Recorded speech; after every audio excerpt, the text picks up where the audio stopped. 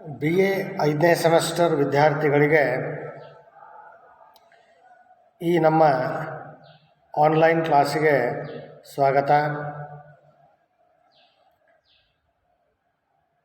CBCS ಸಿಸ್ಟಮ್ದ ಅಡಿಯಲ್ಲಿ ನೀವು BA 1ನೇ ಸೆಮೆಸ್ಟರ್ಗೆ ಪ್ರವೇಶವನ್ನು ಪಡೆದುಕೊಂಡಾಗ ಈ ಹೊಸ ಸಿಲೆಬಸ್ಸು ನಿಮ್ಮ ಬ್ಯಾಚಿಗೆ ಶುರುವಾಯಿತು. CBCS ಸಿಸ್ಟಮ್ ಆರಂಭವಾದದ್ದೇ ನಿಮ್ಮ ಬ್ಯಾಚಿನಿಂದ. ನಿಮ್ಮ ಬ್ಯಾಚೇ CBCS ಸಿಸ್ಟಮ್ದಲ್ಲಿ ಪದವಿಯನ್ನು ಪಡೆದುಕೊಂಡು ಗುಲ್ಬರ್ಗಾ ವಿಶ್ವವಿದ್ಯಾಲಯದಿಂದ ಹೊರಗೆ ಬರುವಂತಹ ವಿದ್ಯಾರ್ಥಿಗಳಲ್ಲಿ ಫಸ್ಟ್ ಬ್ಯಾಚಿದವರು ನೀವೇ. CBCS ಸಿಸ್ಟಮ್ದಿಂದ ಪದವಿಯನ್ನು ಪಡೆದುಕೊಂಡು ಹೊರಗಡೆ ಬರುವಂಥ ವಿದ್ಯಾರ್ಥಿಗಳಲ್ಲಿ ನೀವೇ ಮೊದಲಿಗರು. ಮುಂಚೆ ಇರುವಂಥ ಸಿಸ್ಟಮ್ದಲ್ಲಿ ನೀವು BA 1ನೇ ಸೆಮೆಸ್ಟರ್ಗೆ ಪ್ರವೇಶವನ್ನು ಪಡೆದುಕೊಳ್ಳುವ ಸಂದರ್ಭದಲ್ಲಿ ಯಾವ 3 ಐಚ್ಛಿಕ ವಿಷಯಗಳನ್ನು ಪಡೆದುಕೊಂಡಿರ್ತಾ ಇದ್ರೋ ಆ 3 ಐಚ್ಛಿಕ ವಿಷಯಗಳು ಮಾತ್ರ 5ನೇ ಸೆಮೆಸ್ಟರ್ ಮತ್ತು 6ನೇ ಸೆಮೆಸ್ಟರ್ದಲ್ಲಿ ಅಧ್ಯಯನ ಮಾಡ್ತಾ ಇದ್ರಿ. ಈಗಲೂ ಕೂಡ ಅದೇ ರೀತಿಯಾಗಿದೆ. 2 ಲ್ಯಾಂಗ್ವೇಜ್ ಭಾಷಾ ವಿಷಯಗಳು ನಿಮಗೆ 5ನೇ ಸೆಮೆಸ್ಟರ್ ಮತ್ತು 6ನೇ ಸೆಮೆಸ್ಟರ್ದಲ್ಲಿ ಇರೋದಿಲ್ಲ. ಇಲ್ಲಿ ಈ CBCS ಸಿಸ್ಟಮ್ದಲ್ಲಿ ಒಂದು ಬದಲಾವಣೆಯನ್ನು ತರಲಾಗಿದೆ. ಮುಂಚೆ ನಾನ್ CBCS ಮತ್ತು ಸೆಮೆಸ್ಟರ್ ವೈಸ್ ಸಿಸ್ಟಮ್ದಲ್ಲಿ ಯಾವ 3 ಐಚ್ಛಿಕ ವಿಷಯಗಳು ಅಂತಿಮ ವರ್ಷದಲ್ಲಿ ಉಳಿತಾ ಇದ್ವೋ ಆ 3 ಐಚ್ಛಿಕ ವಿಷಯಗಳು ಒಂದೊಂದು ವಿಷಯ 200 ಮಾರ್ಕ್ಸಿಂದ ಇರ್ತಿತ್ತು. 200 ಅಂಕಗಳು ಒಂದೊಂದು ವಿಷಯದ್ದು ಓದ್ತಾ ಇದ್ರಿ. ಹೀಗಾಗಿ ಅಂತಿಮ ವರ್ಷದಲ್ಲಿ 3 ಐಚ್ಛಿಕ ವಿಷಯಗಳು ಅಂತಂದರೆ 600 ಅಂಕಗಳನ್ನು ಪಡೆದುಕೊಂಡಿರುವಂತಹ 6 ಬೇರೆ ಬೇರೆ ಪತ್ರಿಕೆಗಳನ್ನು, ಪ್ರತಿಯೊಂದು ವಿಷಯದ 2 ಪತ್ರಿಕೆಗಳ ಅಧ್ಯಯನವನ್ನು ನೀವು ಮಾಡ್ತಿದ್ರಿ. ಇಲ್ಲಿಯೂ ಕೂಡ 2 ಪತ್ರಿಕೆಗಳ ಅಧ್ಯಯನವನ್ನು ಇಟ್ಟಿದ್ದಾರೆ. ಇಲ್ಲಿ ಒಂದು ಕಂಪಲ್ಸರಿ ಇದೆ, ಇನ್ನೊಂದು ಆಪ್ಷನಲ್ ಇದೆ. ಈ ಸಿಸ್ಟಮ್ಮು ಸೆಮೆಸ್ಟರ್ ಸಿಸ್ಟಮ್ದಲ್ಲಿ ನಾನ್ CBCS ಸಿಸ್ಟಮ್ದಲ್ಲಿಯೂ ಕೂಡ ಇತ್ತು. ಇದನ್ನು ನಾವು ಇಲ್ಲಿ ಹೇಗಿದೆ ಅಲ್ಲಿ ಹೇಗಿತ್ತು ಅನ್ನೋದನ್ನು ನೋಡಿದಾಗ ಅಲ್ಲಿ ಸಾಮಾಜಿಕ ಸಮಸ್ಯೆಗಳ ಅಧ್ಯಯನ ಕಂಪಲ್ಸರಿ ಪೇಪರ್ ಇತ್ತು. ಅದರ ಜೊತೆಗೆ 2 ಪತ್ರಿಕೆಗಳ ಅಧ್ಯಯನವನ್ನು ನಾವು ಮಾಡ್ತಾ ಇದ್ವಿ. ಒಂದು sociology of rural development in India, ಇನ್ನೊಂದು ಅರ್ಬನ್ ಸೋಷಾಲಜಿ ಅಂತ ಇರ್ತಾಯಿತ್ತು. ಇಲ್ಲಿ ನಿಮಗೆ ಕಂಪಲ್ಸರಿ ಪೇಪರು SEC ಅಂತದ, ಸ್ಕಿಲ್ ಎನ್ಹಾನ್ಸ್ಮೆಂಟ್ ಕೋರ್ಸ್. ಇದು ಕಂಪಲ್ಸರಿ. ಇದು 50 ಅಂಕಗಳನ್ನು ಪಡೆದುಕೊಂಡಿರುವಂತಹ ಪತ್ರಿಕೆ. ಇದಾದ ಮೇಲೆ ಐಚ್ಛಿಕ ಅಂತಂದಾಗ ಅದೇ 100 ಅಂಕಗಳ ಪತ್ರಿಕೆ ಅದ. ಇದರಲ್ಲಿ 2 ಪತ್ರಿಕೆಗಳನ್ನು ಕೊಟ್ಟಿದ್ದಾರೆ. ಒಂದು ಸೋಷಲಾಜಿ ಆಫ್ ಹೆಲ್ತ್ ಅಂಥೇಳಿ, ನಾನು ನಿಮಗೆ ಈಗಾಗಲೇ ಅದರ ಸಿಲೆಬಸ್ ಕೂಡ ಬರೆಸಿದ್ದೇನೆ. ಇನ್ನೊಂದು ಪಾಪ್ಯುಲೇಷನ್ ಸ್ಟಡೀಸ್ ಅಂತದ. ಜನಸಂಖ್ಯೆಯ ಬಗ್ಗೆ ಸಾಮಾನ್ಯವಾಗಿ ಸಮಾಜಶಾಸ್ತ್ರದ ಅಧ್ಯಯನದಲ್ಲಿ ಬೇರೆ ಬೇರೆ ಸೆಮೆಸ್ಟರ್ಗಳಲ್ಲಿ ಅಧ್ಯಯನವನ್ನು ಮಾಡ್ತೀವಿ. ಸೋಷಲಾಜಿ ಆಫ್ ಹೆಲ್ತ್ ಅನ್ನೋದು ಇದು ಹೊಸ ವಿಷಯ. ಈ ಹೊಸ ವಿಷಯ ನಮ್ಮ ವಿದ್ಯಾರ್ಥಿಗಳು ಕಲ್ತರೆ ಈ ಹೆಲ್ತು, ಇಲ್ನೆಸ್ಸು, ಆರೋಗ್ಯ, ಅನಾರೋಗ್ಯ ಇವುಗಳ ಬಗ್ಗೆ ನಮ್ಮ ವಿದ್ಯಾರ್ಥಿಗಳಿಗೆ ಸರಿಯಾದ ಮಾಹಿತಿ ಬರಲಿ, ಯಾವ ರೀತಿಯಾಗಿರ್ತಕ್ಕಂಥ ಮೆಡಿಸಿನಲ್ ಸಿಸ್ಟಮ್ಸ್ಗಳು ನಮ್ಮ ದೇಶದಲ್ಲಿವೆ. ಅವು ಹೇಗೆ ವ್ಯಕ್ತಿಗಳಿಗೆ ಅನಾರೋಗ್ಯ ಉಂಟಾದಾಗ ಚಿಕಿತ್ಸೆಯನ್ನು ಕೊಡ್ತಾ ಇವೆ. ಅದೇ ರೀತಿಯಾಗಿ ಇತ್ತೀಚೆಗೆ ಬಹಳಷ್ಟು ಹೆಚ್ಚಿನ ಜನಪ್ರಿಯತೆಯನ್ನು ಪಡೆದುಕೊಂಡಿರುವಂತಹ ಸ್ವಚ್ಛ ಭಾರತ್ ಅಭಿಯಾನ ಕೂಡ ನಿಮಗೆ ಒಂದು ಅಧ್ಯಾಯ ಇದೆ. ಈಗೇನು ನಾವು ಕೋವಿಡ್-19 ಅಥವಾ ಕೊರೋನಾ ಅನ್ನೋ ಮಹಾಮಾರಿಯಿಂದಾಗಿಯೇ ಈ ಆನ್ಲೈನ್ ಕ್ಲಾಸೇನು ಮಾಡಲಿಕ್ಕತ್ತೀವಿ, ಈ ತರಹ ಪ್ಯಾಂಡಮಿಕ್ಗಳು ಅವುಗಳ ಬಗ್ಗೆಯೂ ಸಹಿತ ಅಧ್ಯಯನ ಇದೆ. ಸೊ ಒಟ್ಟಾರೆಯಾಗಿ ಸಮಾಜಶಾಸ್ತ್ರದಲ್ಲಿ ನಾವು ರುಟೀನಾಗಿ ಯಾವ ವಿಷಯಗಳ ಅಧ್ಯಯನವನ್ನು ಮಾಡ್ತಿದ್ವೋ BA ಕೋರ್ಸ್ನಲ್ಲಿ, ಈ ಸೋಷಾಲಜಿ ಆಫ್ ಹೆಲ್ತ್ ಅನ್ನೋದು ಮೆಡಿಕಲ್ ಕೋರ್ಸಸ್ಗಳಲ್ಲಿ ಇದೆ. ನರ್ಸಿಂಗದಲ್ಲಿ ಅಲ್ಲಿಯೂ ಕೂಡ ಮೆಡಿಕಲ್ ಸೋಷಾಲಜಿ ಅಂತದ. ಅದೇ ರೀತಿಯಾಗಿ ಬೇರೆ ಬೇರೆ ಮೆಡಿಕಲ್ ಕೋರ್ಸಸ್ಗಳಲ್ಲಿ ಅಲ್ಲಿ MBBS ಇರಬಹುದು, BAMS ಇರಬಹುದು, BHMS ಇರಬಹುದು, ಯುನಾನಿ ಇರಬಹುದು, ಸಿದ್ಧ ಇರಬಹುದು, ಆಯುರ್ವೇದ ಇರಬಹುದು. ಸೊ ಈ ಎಲ್ಲ ಮೆಡಿಕಲ್ ಕೋರ್ಸಸ್ಗಳಲ್ಲಿ ಸಮಾಜಶಾಸ್ತ್ರದ ಅಧ್ಯಯನವನ್ನು ಮಾಡಲಾಗ್ತದೆ. ಮೆಡಿಕಲ್ ಸೋಷಾಲಜಿ ಅಂಥೇಳಿ ಅಲ್ಲಿ ಅಧ್ಯಯನ ಮಾಡಲಾಗ್ತದೆ. ಅಲ್ಲಿರುವಂಥ ವಿಷಯಗಳೇ ಬೇರೆ. BA ಕೋರ್ಸ್ನಲ್ಲಿ ಸಮಾಜಶಾಸ್ತ್ರ ಓದುವಂತಹ ವಿಷಯಗಳು ಬೇರೆ. ಸೊ ಈ ಅಂತಿಮ ವರ್ಷದಲ್ಲಿ ನಿಮಗೆ 5ನೇ ಸೆಮಿಸ್ಟರ್ಕ್ಕೆ ಸೋಷಾಲಜಿ ಆಫ್ ಹೆಲ್ತ್ ಅಂತಿಟ್ಟಿದ್ದಾರೆ.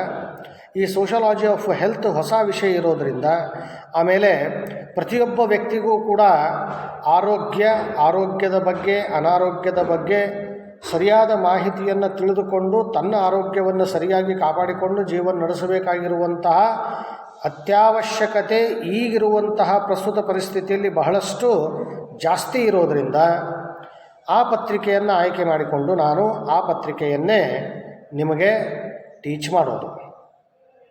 ಇವತ್ತು ನಿಮಗೆ ಕಂಪಲ್ಸರಿ ಆಗಿರುವಂತಹ SEC ಸ್ಕಿಲ್ ಎನ್ಹಾನ್ಸ್ಮೆಂಟ್ ಕೋರ್ಸ್, ಇದರ ಸಿಲೆಬಸ್ಸು ಕೂಡ ನಾನು ಬರೆಸಿದ್ದೀನಿ. ಇದರ ಪ್ರಸ್ತಾವನೆ, ಅರ್ಥ, ವ್ಯಾಖ್ಯೆಯ ಬಗ್ಗೆ ನಾವು ನಮ್ಮ ಇವತ್ತಿನ ಕ್ಲಾಸ್ದಲ್ಲಿ ಚರ್ಚೆ ಮಾಡೋಣ. ಈ 50 ಅಂಕಗಳ ಪತ್ರಿಕೆ, ಇದರ ತಲೆಬರಹ, ಇದರ ಹೆಡಿಂಗ್ ಏನು ಅಂತಂದರೆ ಸೈನ್ಸ್, ಟೆಕ್ನಾಲಜಿ ಆ್ಯಂಡ್ ಸೊಸೈಟಿ ಅಂತ. ವಿಜ್ಞಾನ, ತಂತ್ರಜ್ಞಾನ ಮತ್ತು ಸಮಾಜ ಅನ್ನೋ ತಲೆಬರಹವನ್ನು ಪಡೆದುಕೊಂಡಿರುವಂತಹ ಪತ್ರಿಕೆ, ಕಡ್ಡಾಯವಾಗಿ ಇರುವಂತಹ 50 ಅಂಕಗಳ ಪತ್ರಿಕೆಯ ಚರ್ಚೆಯನ್ನು ನಾನು ಇವತ್ತು ಶುರು ಮಾಡ್ತಾ ಇದ್ದೇನೆ. ವಿಜ್ಞಾನ, ತಂತ್ರಜ್ಞಾನ ಮತ್ತು ಸಮಾಜ ಅಂತ ಈ ಪತ್ರಿಕೆಯ ಟೈಟಲ್ ಇರೋದು. ಮೊಟ್ಟ ಮೊದಲು ನಾವು ವಿಜ್ಞಾನ ಅಂದರೆ ಏನು ಅದರ ಬಗ್ಗೆ ಅಧ್ಯಯನವನ್ನು ಮಾಡೋಣ. ವಿಜ್ಞಾನದ ಅರ್ಥ, ತಂತ್ರಜ್ಞಾನ ಅಂದರೆ ಏನು ಅದರ ಅರ್ಥ, ಅವುಗಳನ್ನು ನಾವು ತಿಳಿದುಕೊಂಡ ಮೇಲೆ ಈ ಒಂದು ಪತ್ರಿಕೆಯಲ್ಲಿರುವಂತಹ ವಿಜ್ಞಾನ ತಂತ್ರಜ್ಞಾನಗಳಿಗೇ ಸಂಬಂಧಪಟ್ಟಿರತಕ್ಕಂಥ ಬೇರೆ ಬೇರೆ ವಿಷಯಗಳ ಅಧ್ಯಯನವನ್ನು ಮಾಡೋಣ. ವಿಜ್ಞಾನ ಅಂದಾಗ ಸಾಮಾನ್ಯವಾದ ಅರ್ಥದಲ್ಲಿ ನಾವು ವ್ಯವಸ್ಥಿತವಾದ ಜ್ಞಾನದ ಜೋಡಣೆಯ ವಿಜ್ಞಾನ ಅಂತ ಕರಿತೀವಿ. Science is the systematised body of knowledge ಅಂತ ಹೇಳಾಗ್ತದೆ. ಜ್ಞಾನ ಅನ್ನೋದು ಪ್ರತಿಯೊಂದು ಕ್ಷೇತ್ರದಲ್ಲಿ ನಾವು ನೋಡ್ತೀವಿ. ಯಾವುದೇ ಕ್ಷೇತ್ರದಲ್ಲಿ ಕೆಲಸದ ನಿರ್ವಹಣೆ ಮಾಡುವಂತಹ ವ್ಯಕ್ತಿ ಇರಲಿ, ಆ ವ್ಯಕ್ತಿ ಆ ಕ್ಷೇತ್ರದಲ್ಲಿ ಉಳಿಬೇಕಾದರೆ ತಾನು ಆ ಕ್ಷೇತ್ರಕ್ಕೆ ಸಂಬಂಧಪಟ್ಟ ಯಾವ ಕೆಲಸದ ನಿರ್ವಹಣೆಯನ್ನು ಆತ ಮಾಡ್ತಾ ಇರ್ತಾನೋ ಆ ಕ್ಷೇತ್ರಕ್ಕೆ ಸಂಬಂಧಪಟ್ಟ, ತನ್ನ ಕೆಲಸಕ್ಕೆ ಸಂಬಂಧಪಟ್ಟ ಜ್ಞಾನವನ್ನು ಪಡೆದುಕೊಂಡು ಆ ಕೆಲಸವನ್ನು ತಾನು ಮಾಡಿದಾಗ ಮಾತ್ರ ಆ ಒಂದು ಕ್ಷೇತ್ರದಲ್ಲಿ ಆತ ದೀರ್ಘಕಾಲದ ಒಳಗೆ ಉಳಿಯೋದಕ್ಕೆ ಸಾಧ್ಯ ಇದೆ. ಇಲ್ಲ ಅಂದರೆ ಸಾಧ್ಯವೇ ಇಲ್ಲ. ಸೊ ಜ್ಞಾನ ಅನ್ನೋದು ಇದ್ದೇ ಇದೆ. ಯಾವುದೇ ಕ್ಷೇತ್ರದಲ್ಲಿ ನಾವು ನಮ್ಮ ಸೇವೆಯನ್ನು ಸಲ್ಲಿಸಲಿ, ಆ ಕ್ಷೇತ್ರಕ್ಕೆ ಸಂಬಂಧಪಟ್ಟ ಜ್ಞಾನ ನಮಗೆ ಇರಲೇಬೇಕಾಗತ್ತೆ.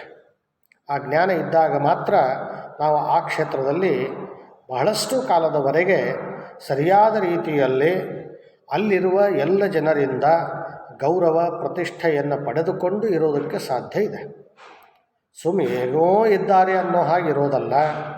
ಆ ಕ್ಷೇತ್ರಕ್ಕೆ ಸಂಬಂಧಪಟ್ಟ ಜ್ಞಾನವನ್ನು ಪಡೆದುಕೊಂಡು ಎಲ್ಲರಿಂದಲೂ ಸಹಿತ ಗೌರವವನ್ನು ಸ್ವೀಕಾರ ಮಾಡಿ ಗೌರವ ಪಡೆದುಕೊಂಡು ಪ್ರತಿಷ್ಠೆಯಿಂದ ಆ ಕ್ಷೇತ್ರದಲ್ಲಿ ಸೇವೆಯನ್ನು ಸಲ್ಲಿಸ್ತಾ ಇದ್ದರೆ ಅದು ಒಳ್ಳೆಯದು. ಜ್ಞಾನ, ಯಾವ ಜ್ಞಾನ ಇದೆಯೋ ಆ ಜ್ಞಾನ ವ್ಯವಸ್ಥಿತವಾಗಿ ಜೋಡಿಸಲ್ಪಟ್ಟರೆ ಅದನ್ನು ವಿಜ್ಞಾನ ಅಂತ ಕರಿತೀವಿ ನಾವು. ಯಾವುದೇ ವಿಷಯಕ್ಕೆ ಸಂಬಂಧಪಟ್ಟ ಜ್ಞಾನ ಇರಲಿ. ಜ್ಞಾನ ಅನ್ನೋದು ಒಂದು ದೊಡ್ಡ ಸಮುದ್ರ ಇದ್ದಂಗೆ. ನಾವು ಎಷ್ಟೆಷ್ಟು ಜ್ಞಾನಾರ್ಜನೆ ಮಾಡ್ತಾ ಹೋಗ್ತೀವೋ ಅಷ್ಟಷ್ಟು ನಮಗೆ ಕಡಿಮೆನೇ ತಿಳಿದದ ಅಂತ ಅನ್ನಿಸ್ತದೆ.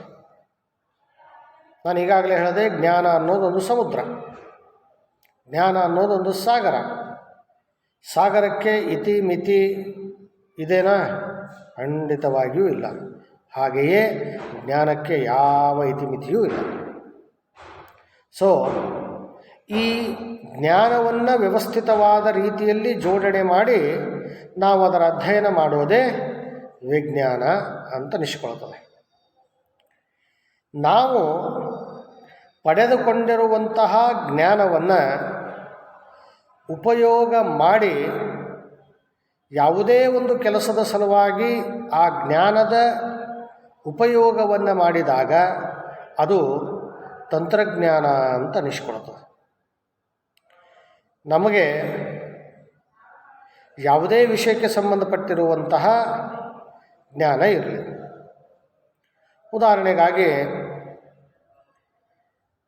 ಬಹಳಷ್ಟು ಪ್ರಾಚೀನ ಕಾಲದಲ್ಲಿರ್ತಕ್ಕಂಥ ಜನರ ಉದಾಹರಣೆಯನ್ನು ನಾವು ತೆಗೆದುಕೊಂಡಾಗ ಅವರು ಒಂದು ಊರಿನಿಂದ ಮತ್ತೊಂದು ಊರಿಗೆ ಹೋಗಬೇಕಾದರೆ ಅವರು ತಾವು ಪಡೆದುಕೊಂಡಿರುವಂತಹ ಎಲ್ಲ ಸಾಧನಗಳು, ತಾವು ಪಡೆದುಕೊಂಡಿರುವಂತಹ ಜ್ಞಾನ, ಅದರ ಮೂಲಕವಾಗಿ ಅವರು ಒಂದು ಎತ್ತಿನ ಬಂಡಿಯಲ್ಲಾದರೂ ಕೂಡ ಒಂದು ಊರಿನಿಂದ ಮತ್ತೊಂದು ಊರಿಗೆ ಹೋಗ್ತಾಯಿದ್ರು.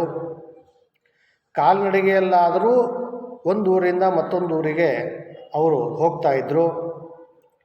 ಕುದುರೆಗಳ ಮೇಲಾದರೂ ಸಹಿತ ತಮ್ಮ ಸಾಮಾನುಗಳೆಲ್ಲವೂ ಹಾಕಿಕೊಂಡು ಕುದುರೆಗಳ ಮೇಲೆ ಕೂತು ಹೋಗ್ತಾಯಿದ್ರು.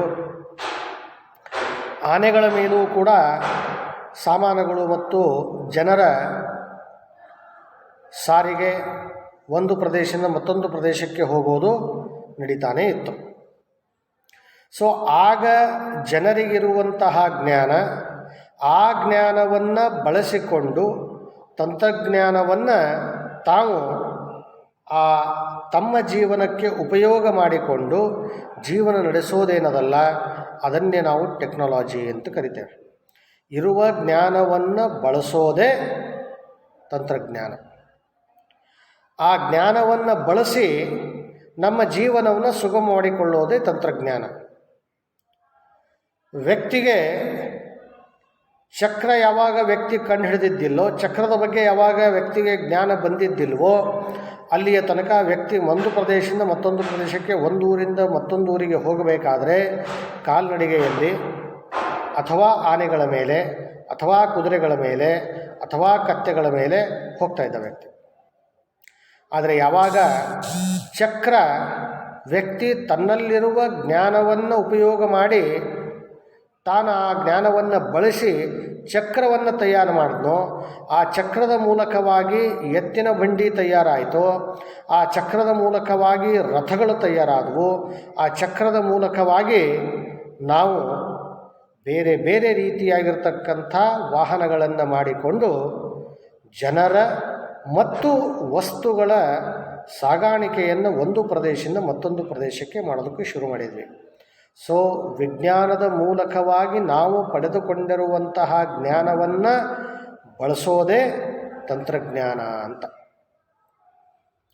ಸೊ ಎತ್ತಿನ ಬಂಡಿ ಆದ ಮೇಲೆ ಬೇರೆ ಬೇರೆ ರೀತಿಯಾಗಿರತಕ್ಕಂಥ ವಾಹನಗಳನ್ನು ಕಂಡುಹಿಡಿದು ನಾವಿವತ್ತಿನ ಪ್ರಸ್ತುತ ಪರಿಸ್ಥಿತಿಯಲ್ಲಿ ಪ್ರಪಂಚದ ಯಾವುದೇ ಮೂಲೆಯಲ್ಲಿ ಇರುವಂತಹ ಒಂದು ಪ್ರದೇಶಕ್ಕೆ ಯಾವುದೇ ಒಂದು ವಸ್ತುವಾಗಲಿ ವ್ಯಕ್ತಿಗಳಾಗಲಿ ಬಹಳ ಅಂದರೆ ಬಹಳ ವೇಗದಲ್ಲಿ ಒಂದು ಪ್ರದೇಶದಿಂದ ಮತ್ತೊಂದು ಪ್ರದೇಶಕ್ಕೆ ಎಷ್ಟೇ ದೂರ ಇರಲಿಲ್ಲ ಹೋಗೋದಕ್ಕೆ ಸಾಧ್ಯ ಇದೆ. ಪ್ರಾಚೀನ ಕಾಲದಲ್ಲಿ ಒಂದು ದೇಶ ಬಿಟ್ಟು ಮತ್ತೊಂದು ದೇಶಕ್ಕೆ ಹೋಗುವಂತಹ ಯಾವುದೇ ರೀತಿಯಾಗಿರ್ತಕ್ಕಂಥ ಸಾಧ್ಯತೆಗಳು ಇದ್ದಿದ್ದಿಲ್ಲ. ಯಾಕೆ ಅಂತಂದರೆ ಸಾರಿಗೆ ಸಂಪರ್ಕ ವ್ಯವಸ್ಥೆಯಲ್ಲಿ ಇವತ್ತು ಆಗಿರುವಂತಹ ಬಹಳಷ್ಟು ರೀತಿಯ ಅಭಿವೃದ್ಧಿಗಳು ಆಗಿದ್ದಿಲ್ಲ. ಸೊ ವಿಜ್ಞಾನ ಆಗೂ ಇತ್ತು, ವಿಜ್ಞಾನ ಈಗೂ ಅದ. ಆ ವಿಜ್ಞಾನದಲ್ಲಿ ನಾವು ಕಲಿಯುವಂತಹ ಅಂಶಗಳಲ್ಲಿ ಸಂಶೋಧನೆಗಳ ಮೂಲಕವಾಗಿ ಹೊಸ ಹೊಸ ವಿಷಯಗಳನ್ನು ಕಂಡುಕೊಳ್ತಾ ಇದ್ದೀವಿ. ಹೊಸ ಹೊಸ ಜ್ಞಾನ ನಮಗೆ ಬರ್ತಾ ಇದೆ. ನಮಗೆ ಬಂದಿರುವಂಥ ಹೊಸದಾಗಿರುವ ಜ್ಞಾನಗಳನ್ನು ಉಪಯೋಗ ಮಾಡಿಕೊಂಡು ನಮ್ಮ ಸವಲತ್ತುಗಳ ಸಲುವಾಗಿ, ನಮ್ಮ ಜೀವನವನ್ನು ಸುಗಮ ಮಾಡಿಕೊಳ್ಳೋದರ ಸಲುವಾಗಿ ನಾವು ಆ ವಿಜ್ಞಾನದ ಬಳಕೆಯನ್ನು ಏನು ಮಾಡಿಕೊಳ್ತೀವೋ ಅದು ತಂತ್ರಜ್ಞಾನ ಆಗ್ತಾಯಿದೆ. ಸೊ ಎತ್ತಿನ ಬಂಡಿಯಲ್ಲಿ ಒಂದು ಪ್ರದೇಶದಿಂದ ಮತ್ತೊಂದು ಪ್ರದೇಶಕ್ಕೆ ಜನರು ಮತ್ತು ವಸ್ತುಗಳು ಸಾಗಾಣಿಕೆ ಆಗ್ತಾಯಿದ್ವು. ಅದಾದ ಮೇಲೆ ನಾವು ಬೇರೆ ಬೇರೆ ರೀತಿಯಾಗಿರ್ತಕ್ಕಂಥ ಸಾರಿಗೆ ಸಂಪರ್ಕದ ಸಾಧನಗಳು ಬಂದದ್ದನ್ನು ನೋಡ್ತೀವಿ. ಇವತ್ತು ನಮಗೆ ಆಟೋ ರಿಕ್ಷಾಗಳಿವೆ, ಟೂ ವೀಲರ್ಸ್ ಇವೆ, ಸೈಕಲ್ಲೂ ಕೂಡ ಇದೆ, ಎತ್ತಿನ ಬಂಡಿನೂ ಅದ, ಇವತ್ತಿಗೂ ಟಾಂಗಾಗಳ ಸಹಿತವ, ಬಸ್ ಅವ, ಹಡಗುಗಳವ, ವಿಮಾನಗಳವ. ನಮ್ಮ ಸಾಮರ್ಥ್ಯ, ನಮ್ಮ ಅನುಕೂಲ, ನಾವು ಯಾವ ವಸ್ತುಗಳನ್ನು ಎಷ್ಟು ವೇಗವಾಗಿ ಒಂದು ಸ್ಥಳದಿಂದ ಮತ್ತೊಂದು ಸ್ಥಳಕ್ಕೆ ಮುಟ್ಟಿಸಬೇಕಾಗಿದೆಯೋ ಅದಕ್ಕೆ ಅನುಗುಣವಾಗಿ ವಸ್ತುಗಳನ್ನು ನಾವು ಒಂದು ಸ್ಥಳದಿಂದ ಮತ್ತೊಂದು ಸ್ಥಳಕ್ಕೆ ಇವತ್ತು ಮುಟ್ಟಿಸುವಂತಹ ಒಂದು ವ್ಯವಸ್ಥೆ ಆಗಿರೋದಕ್ಕೆ ಕಾರಣ ಏನು ಅಂತಂದರೆ ವಿಜ್ಞಾನದಲ್ಲಿ ನಾವು ಪಡೆದುಕೊಂಡಿರುವಂಥ ಹೊಸದಾಗಿರುವ ಜ್ಞಾನ, ಆ ಜ್ಞಾನದ ಬಳಕೆಯನ್ನು ಮಾಡಿ ತಂತ್ರಜ್ಞಾನವನ್ನು ಉಪಯೋಗಿಸಿ ನಾವು ಇವತ್ತು ಸಾರಿಗೆ ಮತ್ತು ಸಂಪರ್ಕ ವ್ಯವಸ್ಥೆಯಲ್ಲಿ ಅಪಾರವಾದ ಅಭಿವೃದ್ಧಿಯನ್ನು ಮಾಡಿದ್ದೀವಿ. ಸೊ ಇದೇ ವಿಜ್ಞಾನ ಮತ್ತು ತಂತ್ರಜ್ಞಾನ ಅನ್ನೋ ಸಾಮಾನ್ಯವಾದ ಅರ್ಥವನ್ನು ಕೊಡ್ತಾವೆ. ನಾವು ವಿಜ್ಞಾನ ಅನ್ನೋ ಪದ ಹೇಗೆ ಬಂತು ಅನ್ನೋದನ್ನು ನೋಡಿದಾಗ ಈ ಸೈನ್ಸ್ ಅನ್ನೋ ಪದ ಲ್ಯಾಟಿನ್ ಭಾಷೆಯ ಸೈನಶಿಯಾ ಅನ್ನೋ ಪದದಿಂದ ಆಯ್ದುಕೊಳ್ಳಲಾಗಿದೆ. SECIENTIA ಸೈನಶಿಯಾ ಅನ್ನೋ ಪದದಿಂದ ಆಯ್ದುಕೊಳ್ಳಲಾಗಿದೆ. ಸೈನಶಿಯಾ ಅಂತಂದರೆ ಜ್ಞಾನ ಅಥವಾ ತಿಳಿದುಕೊಳ್ಳುವುದು ಅಂತ ಅರ್ಥ ಕೊಡ್ತದೆ. ಲ್ಯಾಟಿನ್ ಭಾಷೆಯ ಸೈನಶಿಯಾ ಅಂತಂದರೆ ಜ್ಞಾನ ಅಥವಾ ತಿಳಿದುಕೊಳ್ಳೋದು. ಸೈನ್ಸ್ ಅಂದ್ರೇ ಜ್ಞಾನ ಅನ್ನೋ ಅರ್ಥವನ್ನು ನಮಗೆ ಕೊಡ್ತಾ ಇದ್ದೆ. ಸೊ ಜ್ಞಾನ ಅಂದರೆ ವಿಜ್ಞಾನ, ವಿಜ್ಞಾನ ಅಂದರೆ ಜ್ಞಾನ. ಅಂದರೆ ಜ್ಞಾನ ಇರಲಾರ್ದೆ ವಿಜ್ಞಾನ ಆಗಲಿಕ್ಕೆ ಸಾಧ್ಯನೇ ಇಲ್ಲ. ಸಾಮಾನ್ಯವಾದ ವ್ಯಾಖ್ಯೆಯನ್ನು ನಾವು ಹೇಳಿದ್ವಿ, ಸುವ್ಯವಸ್ಥಿತವಾದ ಜ್ಞಾನವೇ ವಿಜ್ಞಾನ. ಸುವ್ಯವಸ್ಥಿತವಾದ ಜ್ಞಾನ, ಕ್ರಮಬದ್ಧವಾಗಿರುವಂತಹ ಜ್ಞಾನ, ಅದೇ ವಿಜ್ಞಾನ ಅಂತ ಅನಿಸ್ಕೊಳ್ತದೆ. ಸೊ ವಿಜ್ಞಾನ ಅನ್ನೋ ಪದದ ಅರ್ಥವನ್ನು ಸಹಿತ ನಾವು ತೆಗೆದುಕೊಂಡಾಗ ಈ ಸೈನಶಿಯಾ ಅನ್ನೋ ಲ್ಯಾಟಿನ್ ಪದ ಏನು ಅರ್ಥ ಕೊಡ್ತದೆ ಅಂತಂದರೆ ಜ್ಞಾನ ಅಥವಾ ತಿಳಿದುಕೊಳ್ಳುವುದು ಅಂತ ಅರ್ಥ ನಮಗೆ ಕೊಡ್ತದೆ. ಸೊ ಯಾವುದೇ ವಿಷಯದ ಬಗ್ಗೆ ನಾವು ಗಹನವಾಗಿ ಅದನ್ನು ಅವಲೋಕನೆ ಮಾಡಿ, ಅದನ್ನು ಅಧ್ಯಯನ ಮಾಡಿ, ಅದನ್ನು ನಾವು ತಿಳಿದುಕೊಂಡಾಗ ನಮಗೆ ಜ್ಞಾನ ಬರ್ತದೆ. ನಮಗೆ ಬಂದಿರುವಂತಹ ಜ್ಞಾನದ ಸದುಪಯೋಗವನ್ನು ನಮ್ಮ ಜೀವನದ ಯಾವುದೇ ಕ್ಷೇತ್ರದಲ್ಲಿ ನಾವು ಅಭಿವೃದ್ಧಿ ತರೋದರ ಸಲುವಾಗಿ ಉಪಯೋಗ ಮಾಡಿದ್ದೀವಿ ಅಂತಂದರೆ ಅದು ಆ ಜ್ಞಾನ, ಆ ವಿಜ್ಞಾನ, ತಂತ್ರಜ್ಞಾನ ಅಂತ ಅನಿಸ್ಕೊಳ್ತದೆ. ಆ ತಂತ್ರಜ್ಞಾನದ ಬಳಕೆಯಿಂದ ನಮ್ಮ ಜೀವನವನ್ನು ನಾವು ಸುಗಮ ಮಾಡಿಕೊಳ್ತೇವೆ.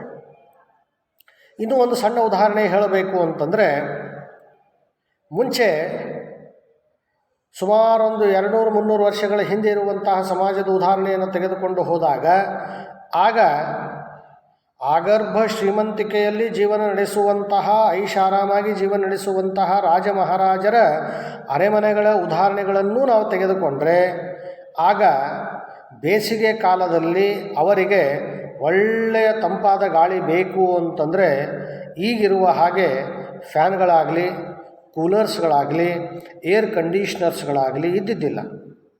ಆಗ ತಾವು ತಮಗೆ ಬೇಕಾಗಿರುವ ತಂಪಾದ ಗಾಳಿಯನ್ನು ಪಡೆದುಕೊಳ್ಳೋದರ ಸಲುವಾಗಿ ಸೇವಕರನ್ನು ನೇಮಕ ಮಾಡಿ ಸೇವಕರು ಬೀಸಣಿಕೆಗಳನ್ನು ಹಿಡಿದುಕೊಂಡು ಯಾವಾಗಲೂ ಅವರ ಅಕ್ಕಪಕ್ಕದಲ್ಲಿ ನಿಂತು ಬೀಸಣಿಕೆಯನ್ನು ಬೀಸೋದರ ಮೂಲಕವಾಗಿ ತಂಪಾದ ಗಾಳಿಯನ್ನು ಪಡೆದುಕೊಳ್ತಾ ಇದ್ದರು. ನಾವು ಕೂಡ ಚಿಕ್ಕವರಾಗಿದ್ದಾಗ ನಮ್ಮ ಹಳ್ಳಿಗೆ ಹೋದಾಗ ಅಲ್ಲಿ ಫ್ಯಾನ್ಗಳಿದ್ದಿದ್ದಿಲ್ಲ, ಒಳ್ಳೆ ಬೀಸಣಿಕೆಗಳು ಇರ್ತಿದ್ವು.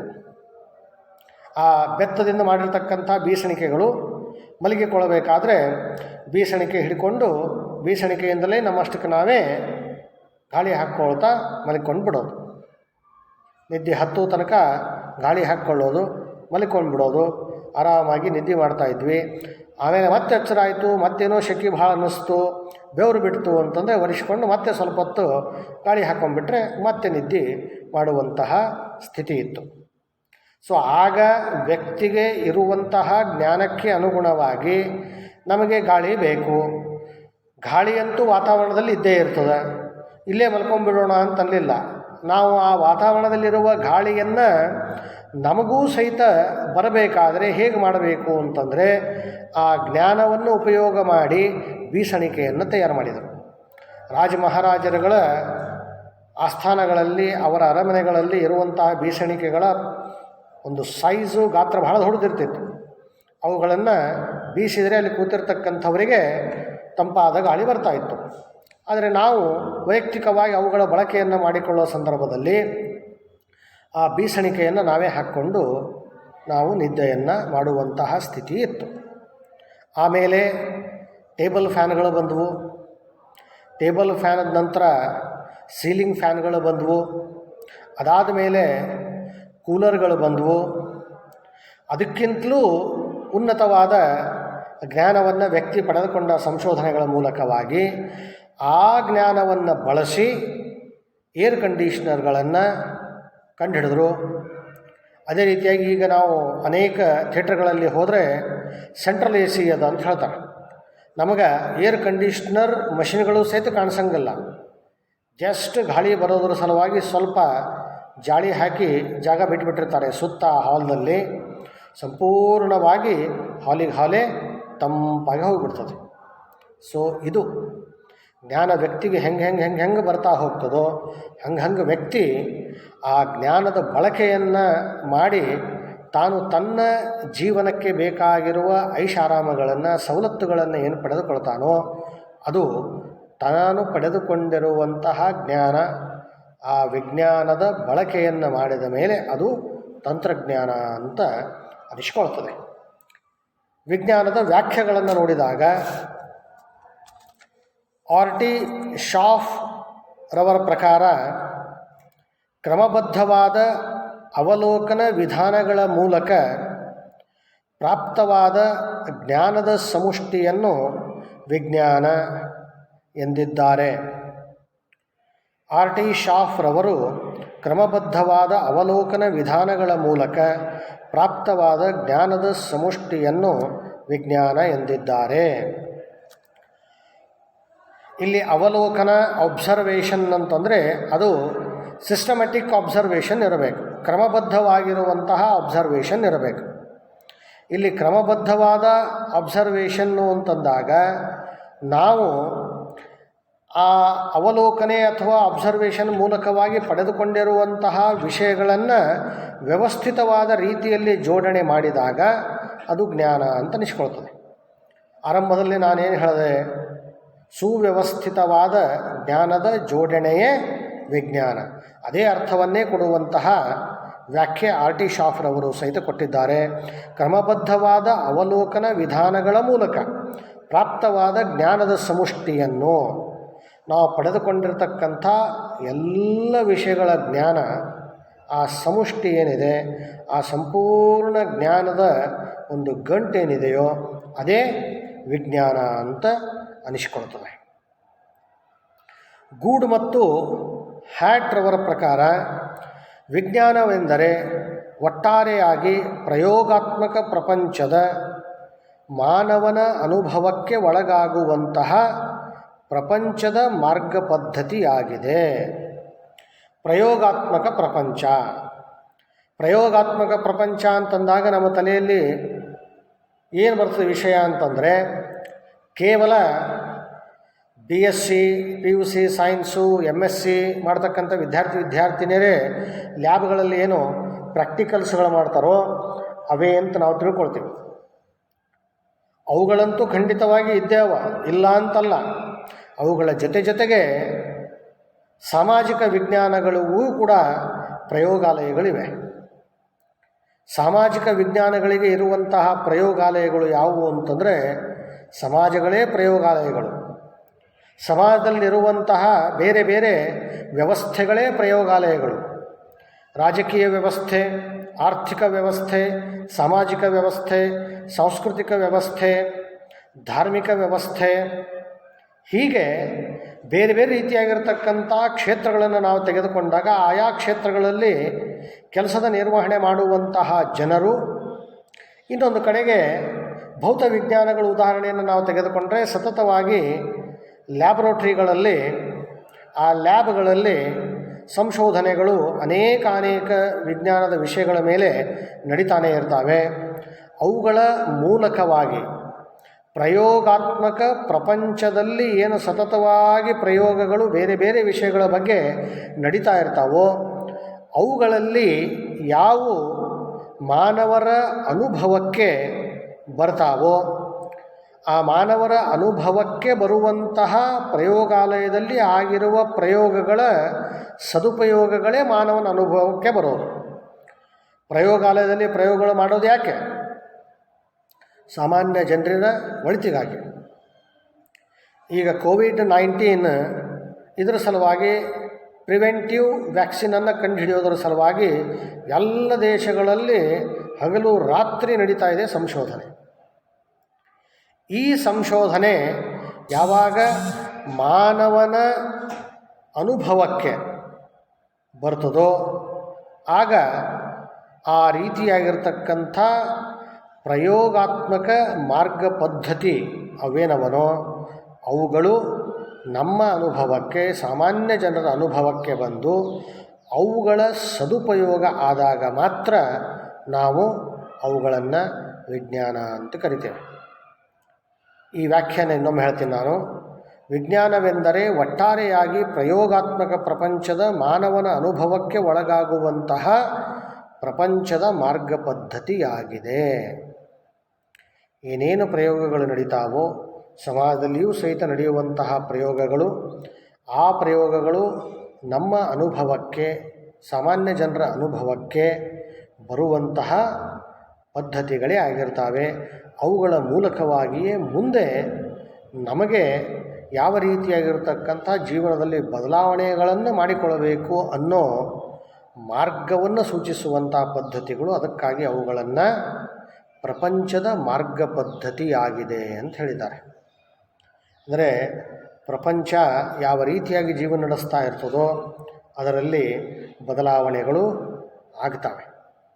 ಈ ಕೊರೋನಾ ವೈರಸ್ ಬಂದಿದ್ದರಿಂದಲೇ ಮತ್ತೆ ಅಲ್ಲಿ ಪ್ರಯೋಗಗಳನ್ನು ಮಾಡಿ ಆ ಪ್ರಯೋಗಗಳ ಮೂಲಕವಾಗಿಯೇ ಒಬ್ಬ ವ್ಯಕ್ತಿಯಿಂದ ಮತ್ತೊಬ್ಬ ವ್ಯಕ್ತಿಗೆ ಈ COVID-19 ಹರಡೋದು ಹೇಗೆ ಅನ್ನೋದನ್ನು ತಿಳಿದುಕೊಂಡ ಮೇಲೇ ನಾವು ಸೋಷಿಯಲ್ ಡಿಸ್ಟೆನ್ಸಿಂಗನ್ನು ಮೇಂಟೈನ್ ಮಾಡಬೇಕು ಅನ್ನೋ ಮಾರ್ಗ ಪದ್ಧತಿಯನ್ನು ನಮಗೆ ಕೊಟ್ಟರು. ಮುಂಚೆ ಆ ಸೋಷಿಯಲ್ ಡಿಸ್ಟೆನ್ಸಿಂಗದ್ದು ಒಂದು ಡಿಸ್ಟೆನ್ಸ್ ಏನಿತ್ತು ಅದು ಕಡಿಮೆ ಇತ್ತು. ಈಗ 6 ಫೀಟ್ ಡಿಸ್ಟೆನ್ಸು ಅಂತ ಹೇಳ್ತಾ ಇದ್ದಾರೆ. ಏನೇ ಇರಲಿ, ನಮ್ಮ ಅನುಭವಕ್ಕೆ ಬಂದು ಅದು ಪ್ರೂವ್ ಆದಮೇಲೆ, ಲ್ಯಾಬ್ರೋಟರಿಗಳಲ್ಲಿ ಪ್ರೂವ್ ಆದಮೇಲೆ ಅವುಗಳನ್ನು ಮಾನವರ ಅನುಭವಕ್ಕೆ ತಂದು ಮಾನವರಿಗೆ ಆ ರೀತಿಯಾಗಿರ್ತಕ್ಕಂಥ ಮಾರ್ಗ ಪದ್ಧತಿಗಳನ್ನು ಸೂಚಿಸಲಾಗ್ತದೆ.